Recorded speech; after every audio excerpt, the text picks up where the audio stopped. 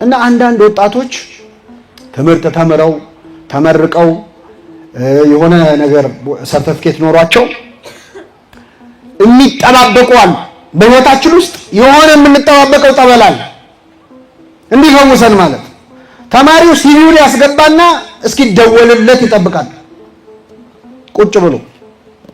ከዛ ሌላ ሰው መጥቶ ስራ የለም አትሰራም እንደዚህ አታረግም ሲለው ስራማ ፈልግ ነበር ግን ስራ የሚያስገባኝ ምን የለኝም፣ አቤት ሰው የለኝም ይላል።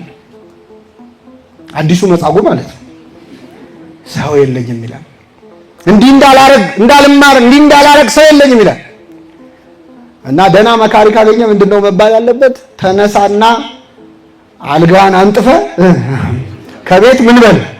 አንዳንድ ኦፕሽኖች ይኖራል። ይሄ ሰውዬ እኮ እግር ስለሌለው ነው። አንተ ለምንድነው ጠበሉን የምታየው ቁጭ ብለህ? በህይወት ሌላ አማራጮች ሊኖሩ ይችላሉ። ለምን እድሜ ትጨርሳለህ? በዛች መንገድ ብቻ አይደለም ስራ ሊሰራ የሚችለው። ሌላ የህይወት አማራጮች አሉ፣ የህይወት መንገዶች አሉ። እስቲ ዞር ዞር ብለህ መጻጉዕ መውጣት እየፈለገ እንዳይሄድ እግር ይዞት ነው። አንተ እግር እያለ ለምን ካልጋ ጋር ትቆያለህ?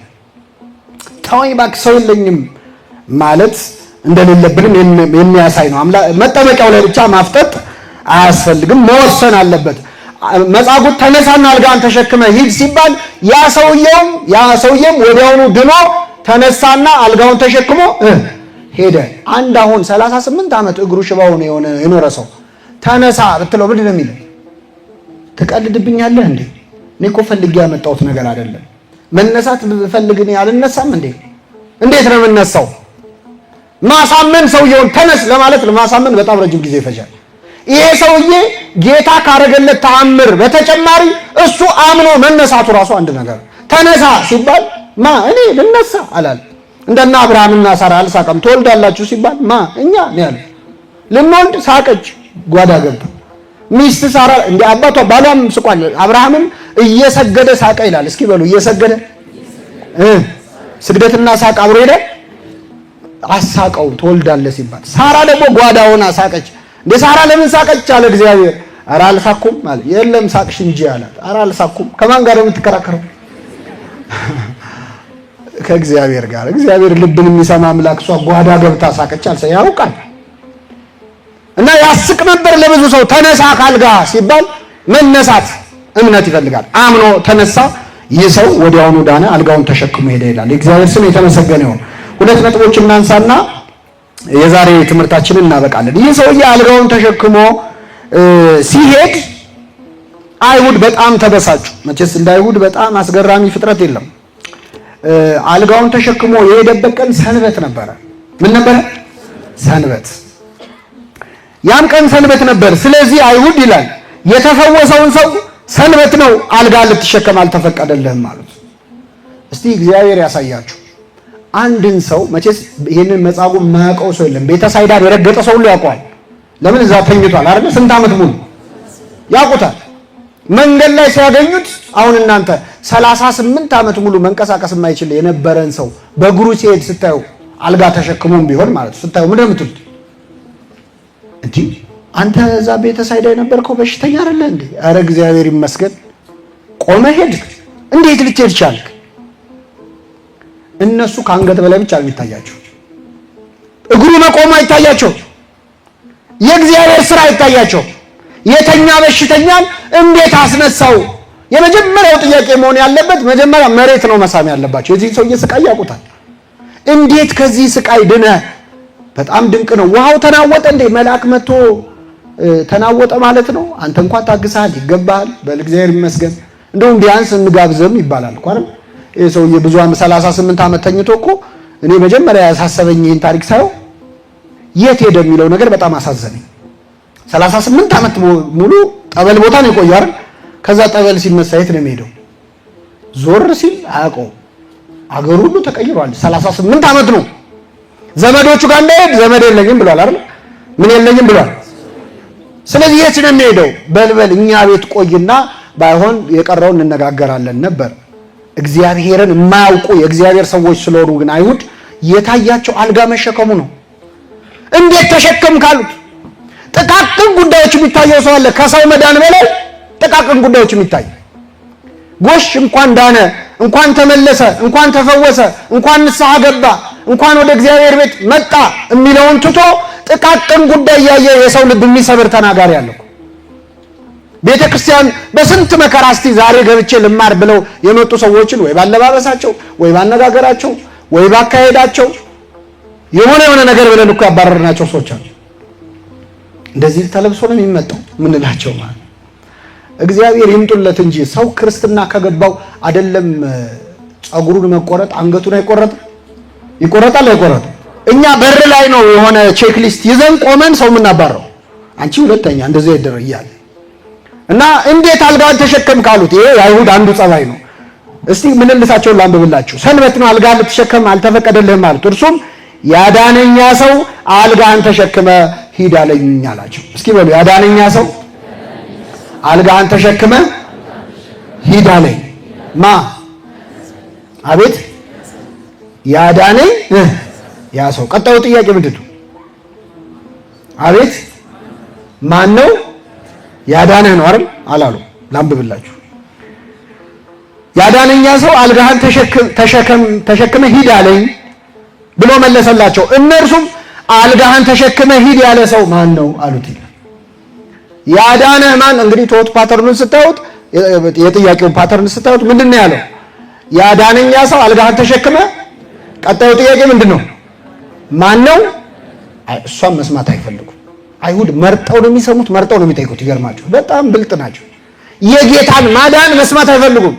ማን ነው ያዳነህ ላለ ማለት ማን ነው አልጋህን ተሸክመ።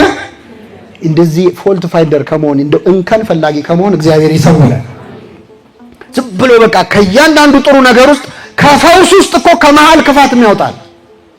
ከፈውስ ውስጥ ተንኮል ከመሃል የሚያወጣ ያን ማረጉን ደግሞ እንደ መንፈሳዊነት የሚቆጥር ሰው አለ። አንድ ውዲ አለን የሚባል ኮሜዲያንም ጸሐፊም ነው። ምን አለ መሰላችሁ? ትችት ማለት ነቀፋ ማለት ይላል የነቃፊው የህይወት ታሪክ ነው ይላል። እየሰማችሁ ምንድነው?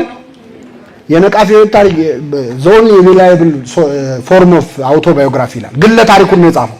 ማለት በህይወቱ የገጠሙትን ነገሮች ንግግሩ ላይ ተዋል። አንተን ሲተች የእሱን ዲስአፖይንትመንት ያንተ እዛ ትችት ውስጥ ታገኘዋል። እና አይሁድ የዚህን ሰውዬ ፈውስ ማመስገን ሲገባቸው አልጋን ተሸክመ ያለ ሂድ ያለ ማን ነው አሉት። ያም ሰው ይላል ብዙ ህዝብ በዛ ስፍራ ነበሩና ኢየሱስን ፈቀቅ ብሎ ነበረና የፈወሰው ማን እንደሆነ አላወቀም ይላል። ያዳነንን ካለማወቅ በቸርነቱ ይሰውረን። ህዝብ ብዙ ስለነበር አላወቀውም ማለት አንዳንዴ ግርግር ክርስቶስን ይሸፍንባል። ሆያ ሆየ ክርስቶስን ይሸፍንባል። ሸፈነበት። አላወቀም ማን እንደፈወሰው አላወቀም ይላል። ክርስቶስም ወቀኝና ላድና አለ ማለቱ እዚህ ላይ ማድነቅ አለብን። አልጋህን ተሸክመ ሄድ አለው። አልጋውን ተሸክሞ ሊሄድ ሲል ቆይ ከመሄድ በፊት ማን ነው ያዳነህ ብትባል ማን ልትል ነው?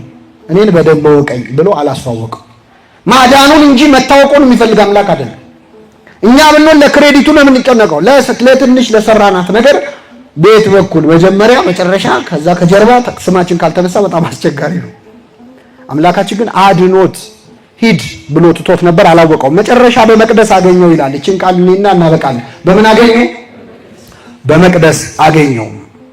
ክርስቶስ ሁላችንንም አድኖናል። ከ38 ዓመት አልጋ ብቻ ሳይሆን ከሲኦል ባርነት ነው ነፃ ያወጣን። ያዳነን አምላካችን እኛን የት ነው የሚያገኘን? ሲፈልገን መቅደስ ነው የሚያገኘን አይደለም።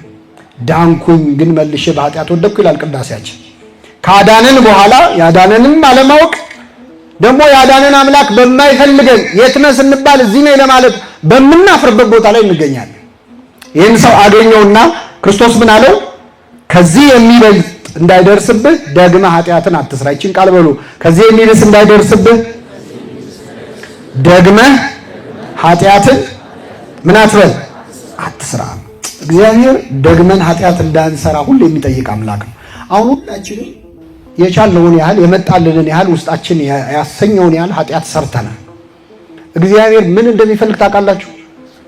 ከዚህ በኋላ የሚብስ እንዳይደርስብህ ደግመህ ምን አትበል ኃጢአትን አትስራ። እስቲ ይብቃ። አሁን አንዳንዴ ልጆች ውሃ ሲጠጡ አይታቸዋል። ሊሚት የላቸው ዝም ብለው ይጋታሉ። እንትኑ ደስ ይላቸዋል። ይሄ የውሃው መንቆርቆር ደስ ብሏቸው ይጋታሉ። ምን ትሏቸዋላችሁ? እንደዛ ሲሆን በቃ እግዚአብሔር ኃጢአትን እንደ ውሃ ስንጠጣ የሚለው ምን መሰለህ? በቃ እስቲ የስካው ያለፈው ዘመን ይበቃችኋል። የአሕዛብን ፈቃድ ያደረጋችሁበት በዝሙትም በመዳራትም የሥጋ ፍላጎትም በመከተል የሄዳችሁበት ያለፈው ዘመን ምን ይላል?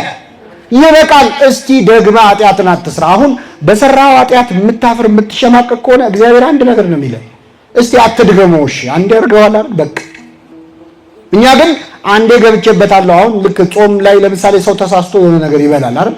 ውይ ገደፍክ ብሎ ወርሙን ይበላል። ግን እግዚአብሔር ምን እንደሚፈልግ ታውቃለህ? አንዴ ጎረስካል፣ በቃ ደግመህ እንዳጎርስ ነው። ገብቷቸው እዛው ላይ አቁሞ ኃጢአትንም እስካሁን የሰራው ጥሩ አይደለም። አዎ ያዝናል። ግን እስካሁን አንዴ ገብቼበት ሰው እሳት እጁን ቢያቃጥለው ገብቼ አንዴ ከተቃጠልኩ አይቀር ብሎ ልብሱን አውልቆ ይገባል? የቀረው አካሉን ይጠብቃል። ስለዚህ በኃጢአት የተቃጠለ ማንነታችንን ለጊዜው ይብቃኝ ብለን ቢያንስ ከዚህ በኋላ ኃጢአትን እንዳንሰራ የሚፈልግ ድጋሚ እድል የሚሰጥ አምላክ ነው። ለሁላችን ይህንን ይስጠን። የሰማነውን በልቡናችን ያሳድርብን።